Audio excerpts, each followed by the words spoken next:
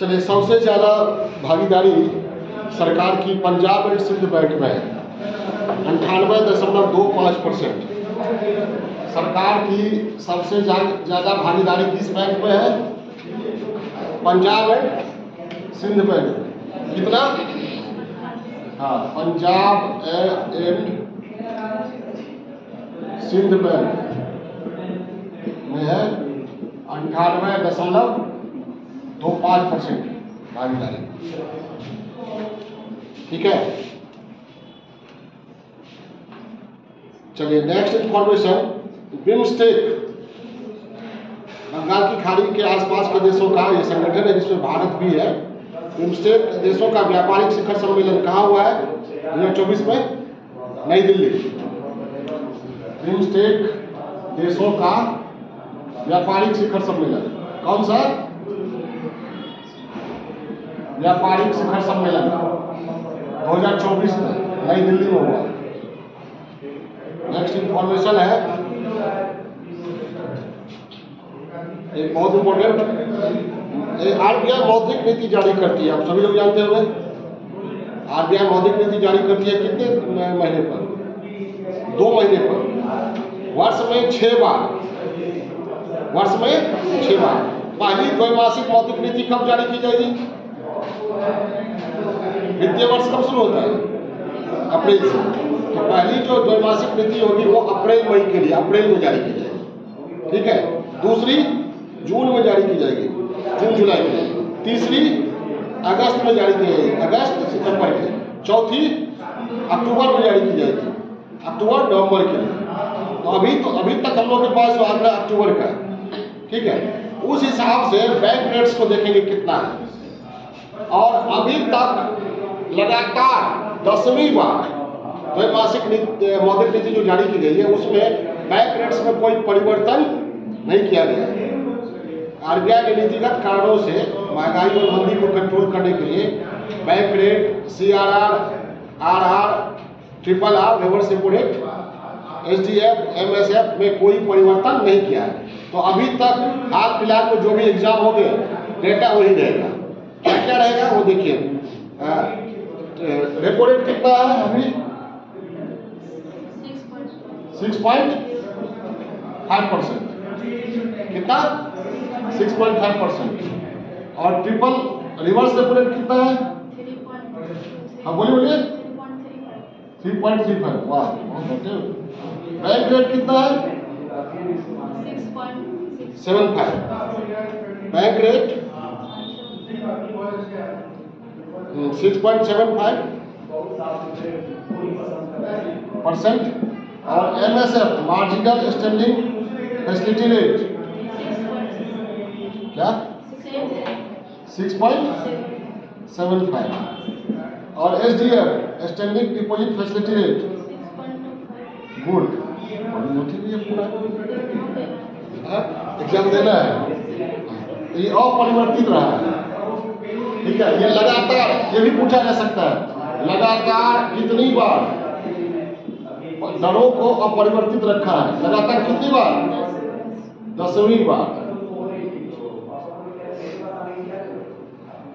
ठीक है, अगस्त तक रहता तो 9वीं बार, अक्टूबर तक अब जो अगर रहेगा तो 10वीं बार। समझ में आई बात? ये है। एसएलआर कितना है? एसएलआर क्या है? फुल फॉर्म खाली रेट याद है? स्टैट्यूटोरी लिक्विडिटी रेशियो, सांविधिक तरलता अनुपात। और एसडीएफ क्या है? Standing deposit facility. ये भी तो कुछ पूछा जा सकता है। एसडीएफ रेट आरबीआई जिनकी घोषणा करती है, जिसकी फुल फॉर्म क्या है? चैप्टर ऑप्शन दे देगा। एमएसएफ क्या है? Marginal standing facility rate. Triple R ये तो जानते हैं क्या? Reverse repo rate. डीआर ये तो जानते हैं। ठीक है, चलिए अब चलते हैं फिल्म जगत से शुरू करते हैं। अगस्त 2024 में घोषित 70वां राष्ट्रीय फिल्म पुरस्कारों में किस फिल्म को सर्वश्रेष्ठ घोषित किया गया? अट्टम। कौन? अट्टम। और किस भाषा की फिल्म है? हाँ, गुड, याद है। करंट अफेयर्स बढ़िया है आप लोगों का।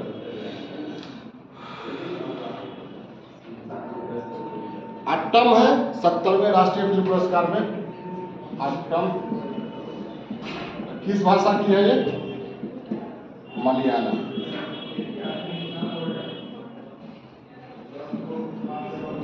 उसके बाद आइए, राष्ट्रपति भवन में दरबार हॉल और अशोक हॉल का नाम बदल दिया गया। क्या क्या रखा गया? दरबार हॉल का गणतंत्र मंडप, अशोक हॉल का अशोक मंडप। दरबार हॉल का राष्ट्रपति भवन में दरबार हॉल।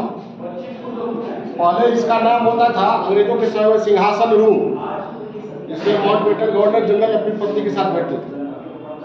तो अब नाम क्या रह गया इसका? क्या? गणतंत्र मंडप। इसका यूज किस लिए होता है? शपथ ग्रहण और पुरस्कारों के लिए, पुरस्कार वितरण और शपथ ग्रहण के लिए। और अशोका हॉल का नाम क्या है? अशोक मंडप। इसका यूज किसके लिए होता है? जो विदेशी मेहमान आते हैं उनके लिए भोज आयोजित किया जाता है, उनसे भेंट मुलाकात के लिए। कहाँ? अशोक मंडप। और दरबार हॉल गणतंत्र मंडप। ठीक है, चलिए आगे बढ़ते हैं।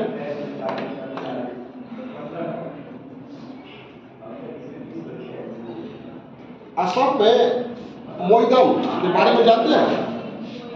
मोइदम क्या है और ये किस जनपद से संबंधित है? असम किस जनपद? चराइदेव। उसमें क्या होता था? असम में अहोम राजवंश हुआ है। असम अहोम राजवंश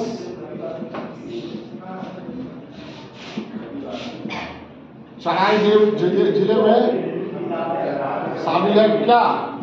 मोइदम। इसमें अहोम राजवंश के राजाओं को तपनाया जाता था। ये क्यों चर्चा में है?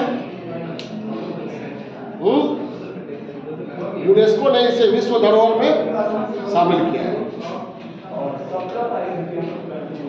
ठीक है, इसके बाद हम लोग चलेंगे संघाई सहयोग संगठन के 24वें शिखर सम्मेलन में भारत की ओर से कौन शामिल हुए? हाँ, ऐसे नरेंद्र मोदी शामिल नहीं हुए, वो कंफ्यूजन क्रिएट करेगा। तो इसके बाद कौन सा देश संघाई सहयोग संगठन का 10वां और नवीनतम सदस्य बना है? बेलारूस। गुड, सब तो अच्छा। लाइट नहीं है अभी तो, पहली बार हुआ है।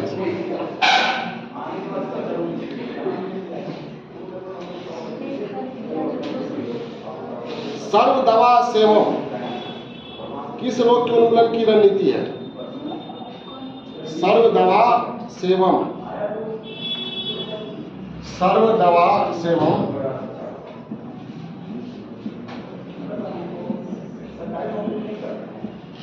किस रोग के उन्मूलन की रणनीति?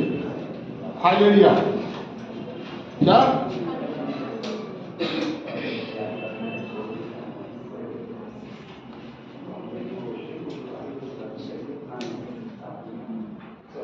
भारत के पहले विज्ञान रत्न पुरस्कार से किसे सम्मानित किया गया?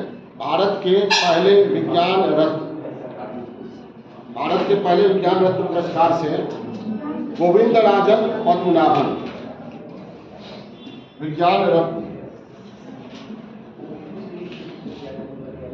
रत्न पुरस्कार से किसको? गोविंदराज पद्मनाभन।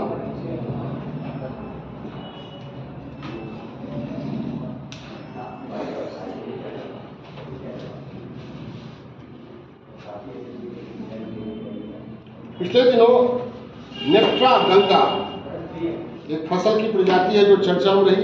किस फसल की प्रजाति है?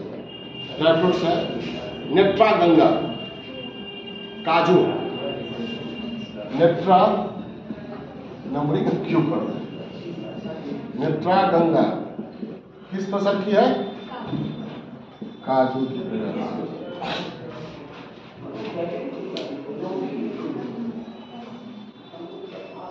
अगस्त 2024 में किस देश में तख्ता पलट हुआ और उस देश की राष्ट्राध्यक्ष अभी भारत में है? बांग्लादेश में सभी लोग जानते हैं।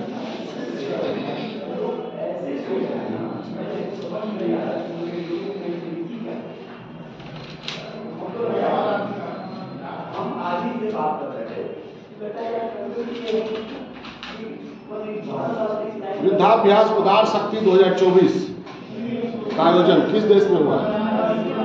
उदार शक्ति 2024। हाँ, मलेशिया। बहुत अच्छा।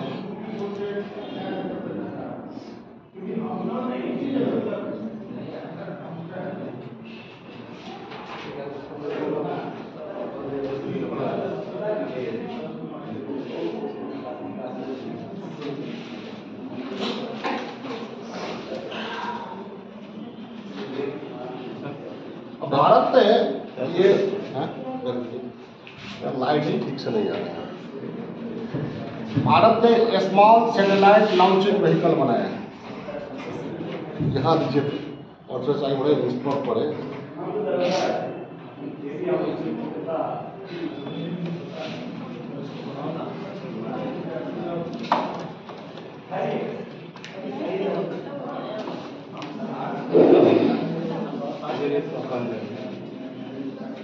ठीक है।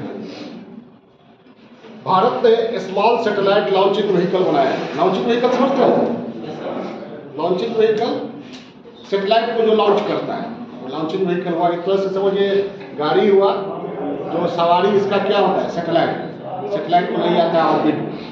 तो एक भारत के पास लॉन्चिंग व्हीकल आप लोग सुने होंगे, PSLV है, GSLV है ना? हाल में LVM GSLV के विकसित रूप को LVM नाम दिया गया है।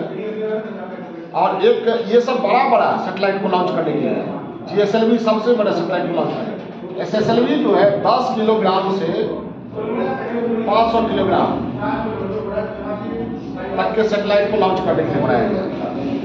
ठीक है, ये याद रखिएगा, small satellite launching vehicle. 10 kilogram से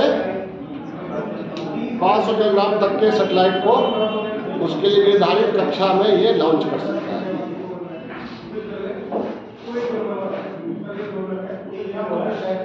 अभी मंकी पॉक्स का एक रोगी भारत के निकट किस देश में पाया गया? पाकिस्तान। किसमें? पाकिस्तान में एक जगह है खैबर पख्तूनख्वा, वहाँ पाया गया।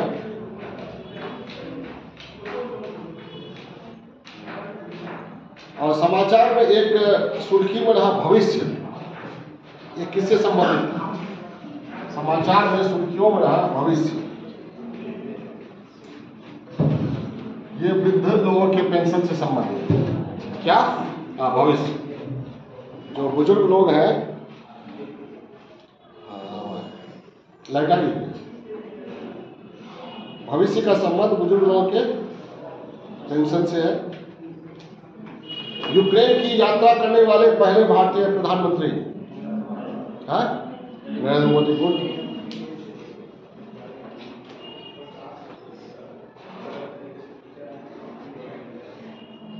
और समाचार पत्र में सुर्खियों में रहा भीष्म। क्या है? भीष्म सुने क्या?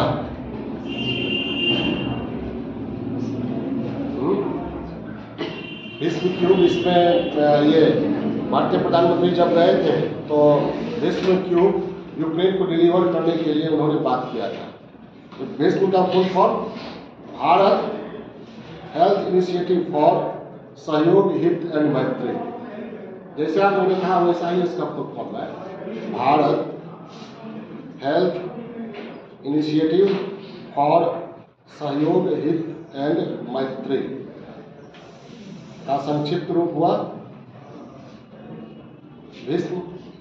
इसमें ऑपरेशन, शरीर के ऑपरेशन और से जुड़ा हुआ उपकरण और दवा होता है।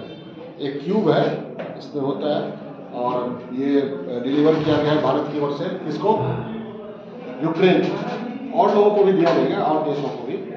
तो ये युद्ध स्थल में जो घायल होते हैं लोग, उनके लिए काम की चीज है। और जैसे मैंने बताया था कि जून 2024 तक में, जून 2024 में सबसे बड़ा व्यापारिक भागीदार कौन है भारत का? यूएसए। लेकिन 23-24 का जो आंकड़ा है उसमें चाइना है। याद है ना? 23-24 के आंकड़े के अनुसार कौन है? चाइना। लेकिन जून 2024 में जो आंकड़ा आया है, 23-24 का मतलब क्या? 1 अप्रैल 2023 से 31 मार्च 2024 तक। कंफ्यूजन क्लियर हुआ? फाइनेंशियल है। तो उसमें कौन था सबसे बड़ा व्यापारिक भागीदार? चाइना। लेकिन 24 में, जून 2024 यानी पहली तिमाही, अप्रैल मई जून, अप्रैल से वित्तीय वर्ष शुरू होता है ना, तो अप्रैल मई जून ये पहली तिमाही होती है। पहली तिमाही के आंकड़े के अनुसार सबसे बड़ा व्यापारिक भागीदार अमेरिका। क्लियर हुआ? और सबसे ज्यादा गुड्स इंपोर्ट आयात हम किससे करते हैं? चाइना से। क्लियर हो रहा है सब कुछ? चलिए आगे बढ़ते हैं।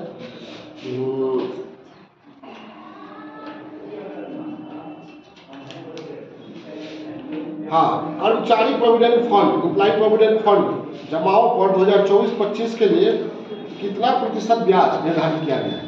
इंपॉर्टेंट है। ईपीएफ, एम्प्लॉय प्रोविडेंट फंड में जो जमा है, डिपॉजिट है, जो लोग नौकरी करते हैं ना, उनका एक हिस्सा जमा होता है, उस पर अच्छा ब्याज दिया जाता है।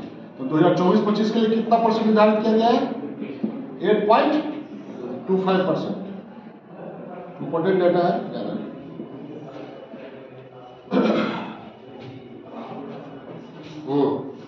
अब ये 2024-25 में डिसइन्वेस्टमेंट समझते हैं? विनिवेश। क्या? सरकार की कोई कंपनी है, मान लीजिए उसमें 100% भागीदारी है सरकार की, 100% सरकार ने इन्वेस्ट कर रखा है। क्या इन्वेस्ट कर रखा है? कितना? 100%। तो अगर सरकार हटाती है इससे, तो इन्वेस्टमेंट डिस लगा दीजिए, क्या हो गया? Disinvestment. इसको कहते हैं निवेश, निवेश करना। इसको क्या क्या कहते हैं? विनिवेश। मतलब हाँ, निवेश हटाना। तो 100% से अगर 49% तक हटाती है तो ये विनिवेश कहलाया। 49% तक हटा लिया तो सरकार की भागीदारी कितनी बची? 51%। अभी भी उसका है ज्यादा। लेकिन जब सरकार 51% अपना हटा लेती है तो सरकार का हिस्सेदारी कम हो गया ना, 49% बचेगा। बाकी 51 है किसी के और ग्रुप या किसी एक के पास ला जाएगा, तो वो हो गया, वहां से शुरू हो गया निजीकरण। हाँ, आप पूरा 100% दे दिया तब क्या होगा? पूरी तरह क्या हो गया? निजीकरण। तो विनिवेश जो है निजीकरण की दिशा में एक अवस्था है। समझ में आई बात? तो 2024-25 में अब क्यों हम बता रहे थे, वर्ष 2024-25 में हमारी वित्त मंत्री अभी कौन है? नहीं, वर्ष 2024-25 में 50,000 करोड़ रुपए का लक्ष्य रखा है। किससे? विनिवेश से जुटाने का। समझ आई बात? फैक्ट समझे? वर्ष 2024-25 में विनिवेश से कितनी राशि जुटाने का लक्ष्य रखा गया है? 50,000 करोड़। विनिवेश मतलब समझ गए? सरकार अपनी हिस्सेदारी लगाती है, क्या हटाती है? मतलब इतना नहीं हटा लिया है। हाँ, 50 मतलब वो 50,000 करोड़ की संपत्ति बेच देगी, 50,000 रुपया 50,000 करोड़ आएगा। भले अपना जमीन आप बेच रहे हैं तो जमीन तो हट रहा है, पैसा आ रहा है। 50,000 करोड़ रुपया क्यों कैसे आएगा? अपनी हिस्सेदारी हटाएगी, यानी अपना एसेट, हिस्सेदारी क्या हुआ? एसेट हुआ ना, उससे इनकम होता है संपत्ति। किसी कंपनी में अपना पैसा लगाए हुए हैं, उससे इनकम होता है ना, वो आपका एसेट है। कितना? 50,000 करोड़। अच्छा, मुद्रा जानते हैं क्या? मुद्रा का फुल फॉर्म बताइए। Micro units development and refinancing agency. मुद्रा लोन, शिशु, किशोर, तरुण, 3 प्रकार का उसमें लोन होता है, ठीक है। तो उसमें तरुण श्रेणी में जो लोन की सीमा थी, ऋण की सीमा, वो 10 लाख थी, जिसको हाल में बढ़ाकर 20 लाख कर दिया। समझ में आई बात? मुद्रा लोन समझे क्या? मुद्रा का full form micro units. Micro मतलब बहुत सूक्ष्म, यूनिट्स इकाइयों, सूक्ष्म इकाइयों। सूक्ष्म इकाई कौन हुआ? ठेला वाला हुआ, छोटा छोटा दुकान वाला, नाई हुआ, मिठाई वाला, ठीक है, छोटा छोटा दुकान वाला जो कम इन्वेस्ट करता है, उसको कहा गया माइक्रो यूनिट्स। क्या कहा गया? Micro units development and refinance. उसको उसके विकास के लिए, उसको फाइनेंस करने के लिए मुद्रा, ये मुद्रा योजना लाया गया, ये मोदी के द्वारा, कि उसके तहत बहुत कम राशि दी जाती है लोगों को। समझ में आई बात? और लघु उद्योग के लिए कौन फाइनेंस करता है? सिडबी। अब बड़े उद्योग के लिए इडबी, नाम सुने ना। और सूक्ष्म उद्योग के लिए मुद्रा, याद रहेगा? सूक्ष्म के लिए मुद्रा, हाँ। Small industrial development bank of India, SIDBI हो गया। Industrial development bank of India, IDBI हो गया। अरे सिडबी स्मॉल इंडस्ट्री, और इडबी आईडीबीआई बड़ा इंडस्ट्री। समझ में आई बात? सर ये जो पीएम जो सेबी क्या है? शेयर बाजार को, हाँ, शेयर बाजार को कंट्रोल करती है, मैनेज करती है, ठीक। तो ये चलिए, मुद्रा की चर्चा मैंने क्यों किया? जब तीन ये तरह के कैटेगरी के लोन होते हैं उसमें, शिशु और सबसे कम, उससे ज्यादा किशोर, और उससे ज्यादा तरुण। तरुण में जो है मैक्सिमम हो गया मुद्रा के तहत 10 लाख दिया जाता था, अब कितना हो गया? 20 लाख। क्लियर, याद है ना? चलिए आगे। अब 2024-25 में केंद्र सरकार का राजकोषीय घाटा जीडीपी का कितना % रहने का अनुमान? ये बराबर पूछा जाता है। 2024-25 में केंद्र सरकार का राजकोषीय घाटा, फिस्कल डेफिसिट, कितना रहने का अनुमान है? 4.9%। कितना? 4.9%। ठीक है। अब ये बताइए सबसे अधिक बजट प्रस्तुत करने का रिकॉर्ड केंद्र में किसके नाम है? किस वित्त मंत्री के नाम? मोरारजी। लगातार सब लोग बढ़िया पढ़ते हैं। अब हमारे देश में 2023-24 में धान उत्पादन में अग्रणी राज्य कौन है? सोचिए, धान उत्पादन में पहली बार हमको भी आश्चर्य लगा। कृषि मंत्रालय के तीसरे अग्रिम अनुमानों के अनुसार वर्ष 2023-24 में देश में धान के उत्पादन में अग्रणी राज्य तेलंगाना। इसे कंफ्यूज कर दिएगा ना, पंजाब, यूपी, बिहार में हटक जाइएगा, तेलंगाना सोचिएगा। अच्छा, आप जो आपको फैक्ट बता रहे हैं, फैक्ट के इर्द गिर्द भी इधर उधर बहुत कुछ बता रहे हैं, वो भी ध्यान में रखिएगा। जैसे अभी डिसइन्वेस्टमेंट के बारे में बोल रहे थे तो कुछ बताएगा, तो वो भी दिमाग में रख। मुद्रा के बारे में कुछ बोल रहे थे तो एक्स्ट्रा जो बोल रहे हैं वो भी याद रखिएगा। खाली फैक्ट ही नहीं, फैक्ट के इर्द गिर्द जो बोल रहे हैं वो ज्यादा जरूरी है। फैक्ट तो आपको मिल जाएगा। चलिए, अब यहाँ पर यूनाइटेड नेशन पॉपुलेशन फंड है, जानते हो आप लोग, और वो हर साल विश्व की जनसंख्या के बारे में रिपोर्ट जारी करती है, और उसके अनुसार भारत अभी सबसे अधिक आबादी वाला देश बन चुका है। भारत सरकार ने स्वीकार नहीं किया है, भारत सरकार ने कहा अभी नहीं बने, बाद में बन जाएंगे। लेकिन यूनाइटेड नेशन पॉपुलेशन फंड के अनुसार ये लगातार 2 बार से 2023-24 से हम देख रहे हैं, वो जो आंकड़ा जारी करती है उसके अनुसार भारत सबसे अधिक आबादी वाला देश बन चुका है। चाइना दूसरे नंबर पर चला गया है। और वो यूनाइटेड नेशन पॉपुलेशन फंड का कहना है कि 2062 तक भारत की जनसंख्या एकदम उच्चतम स्तर पर पहुंच जाएगी। किस साल वो किया है तो याद है ना? यूनाइटेड नेशन पॉपुलेशन फंड के अनुसार किस साल भारत की जनसंख्या उच्चतम स्तर पर टच करेगी, मतलब क्या समझे, पीक पर। उसके बाद क्या होगा, वो साल याद है ना?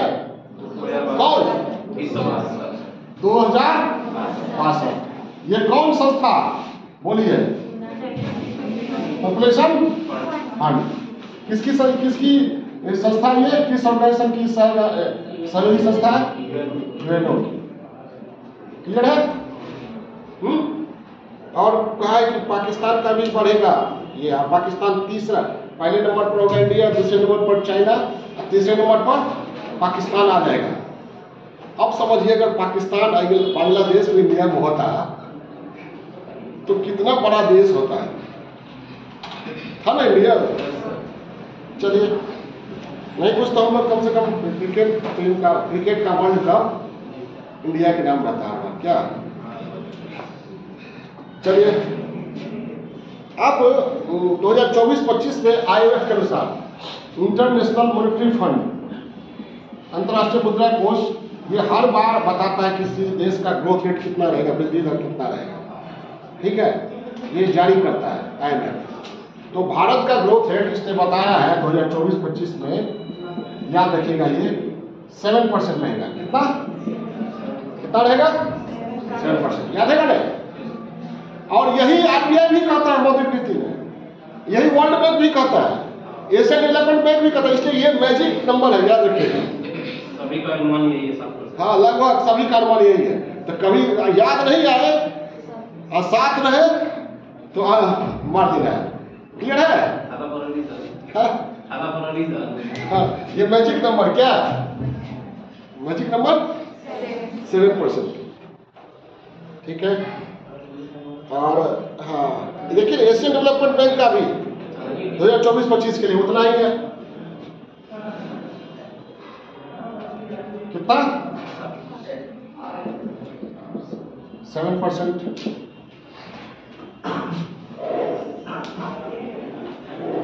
ठीक है। RBI का कितना है ये भूलिएगा नहीं ना? नहीं सर, ये वर्ल्ड बैंक का 7%, लगभग सबने बताया 7%। 7 का 7 बड़ा लकी नंबर माना जाता है किसी किसी लिए। अंबानी परिवार मानता है 7 को लकी नंबर। अभी ये तो सभी लोग जानते होंगे, भारत के में जो नीति आयोग है उसके उपाध्यक्ष कौन है? सुमन के बेरी। अभी तो सभी लोग जानते होंगे, नीति आयोग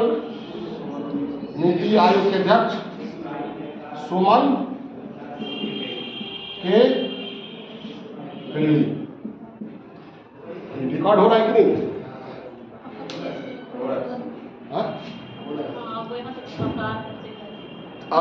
आ रहा तो लिख रहे थे, वो आ रहा था ना, आवाज जा रही थी। ठीक, सुमन के बेरी। उसके बाद आइए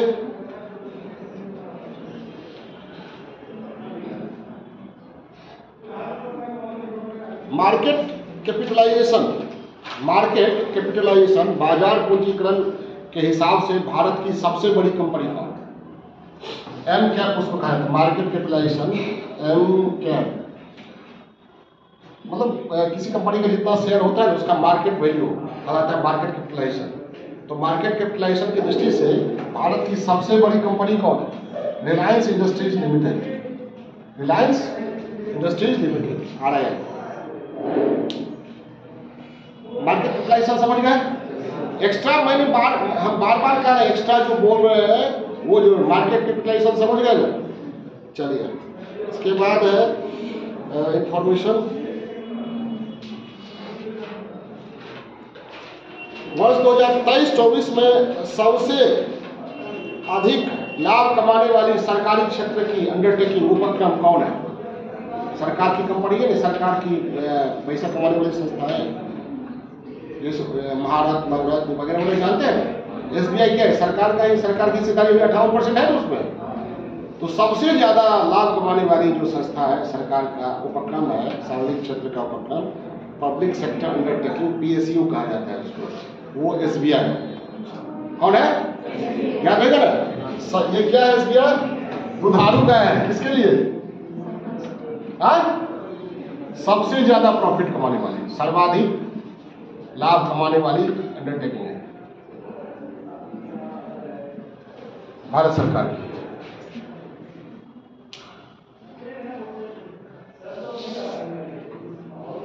चलिए, अब जानते हैं कि हर एक बजट में सरकार हमारे देश में इनकम टैक्स का स्लैब जारी करती है कि इतना तक कमाइएगा आप तो हम टैक्स नहीं लेंगे, इसके बाद इतना लेंगे, इसके बाद इतना लेंगे। तो इस बार कितना इनकम को, कितने तक के इनकम को छोड़ दिया है? 3 लाख। ठीक है, 3 लाख पर नो टैक्स। अगर आपकी इनकम कितना है? 3 lakhs, you will pay no tax. ठीक है, यानी कर छूट, आय की राशि अधिकतम कितनी तय की गई है? 3 लाख। किस साल के लिए? इस साल जो बजट प्रस्तुत हुआ 2025-26 की, किस साल के लिए? 25-26 के लिए। 25-26 के लिए, ठीक है। अब एक चीज ये सरकार 2 तरह की खर्च करती है, आप भी खर्च करते हैं 2 तरह का, ये याद रखिएगा। एक खर्च होता है जो जिससे कोई इनकम नहीं होता है, जैसे खाना खा लिए, फिल्म देख लिए, उससे कोई इनकम हुआ नहीं ना। और अगर मान लीजिए आप खर्च करते हैं, जिस खर्च से मान लीजिए मशीन खरीद लेते हैं, सिलाई मशीन खरीदिए और उससे आप कपड़ा सिलिएगा, इनकम होगा, तो वो हो गया पूंजीगत व्यय। क्या हो गया? पूंजीगत व्यय किसको कहते हैं? जैसे आप लोग अभी खर्चा कर रहे हैं कोचिंग में, अगर कंप्लीट कर गए तो पूंजीगत व्यय हो गया। 3 लाख ना 3 लाख 25-26 के लिए, 25-26 के लिए। हाँ, क्या 25-26 लेगा? हाँ, तो पूंजीगत व्यय सरकार का अभी जो केंद्र सरकार का 48 लाख करोड़ का व्यय है, ये 24-25 में केंद्र सरकार ने कहा है कि 2024-25 में हम 48 लाख करोड़, कितना? 48 लाख करोड़ लगभग खर्च करने जा रहे हैं। इसमें से पूंजीगत व्यय इसका 23% होगा, यानी कितना बचा?